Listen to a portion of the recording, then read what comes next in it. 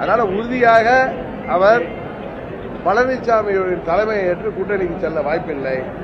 பழனிசாமி தான் தன்னால் இந்த தேர்தலிலே வெற்றி பெற முடியாது என்பதை உணர்ந்து விஜய் தலைமையை ஏற்று கூட்டணி செல்வதற்கு வேண்டுமானால் வாய்ப்பு இருக்கு. அதனாலதான் அந்த முன்னாள் அமைச்சர்கள் பேசுறாங்க. அவர்கள் இன்னொன்று விஷயம் சொல்றாங்க, அது சிரிப்பா தான் இருந்துச்சு. திமுக தேர்தல் முறையில் விஜய் ஜெயிக்கலைன்னா திமுக அவர்களுக்கு ட்ரபிள் கொடுக்கும், அழித்து விடும் சொல்றாங்க. திமுக தலைவர் ஸ்டாலின் அவர்கள் 2021 தேர்தல் முன்னாடி என்ன சொன்னாரு? பழனிசாமி ஆட்சி ஊழல் பெருக்கெடுத்து ஓடுகிறது, அமைச்சர்கள் முதலமைச்சர்லாம் ஊழல் திளைக்கிறார்கள், முறைகேடுகள் நடந்திருக்கு.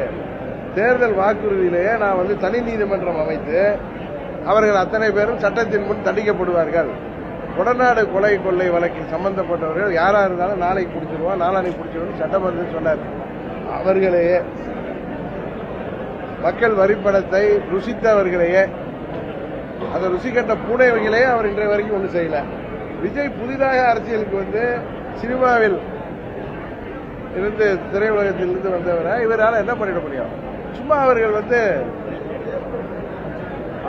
தங்கள் கூட்டணிக்கு வர வைக்க வேண்டும் என்பதற்காக சிறுபிள்ளைத்தனமாக செயல்பட்டு கொண்டிருக்கிறார்கள்.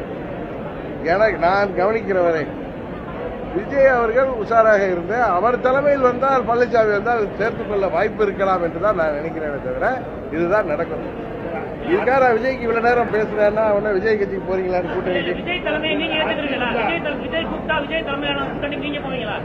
உங்களுடைய யூகங்களுக்கெல்லாம் நான் பதில் சொல்ல முடியாது. ஒன்னு நான் சொல்றேன், இந்த தேர்தலில் அம்மா மக்கள் முன்னேற்ற கழகம் இடம்பெற போகின்ற கூட்டணி தான் வெற்றி கூட்டணியாக இருக்கு. அதுதான் ஆட்சி அமைக்கும்.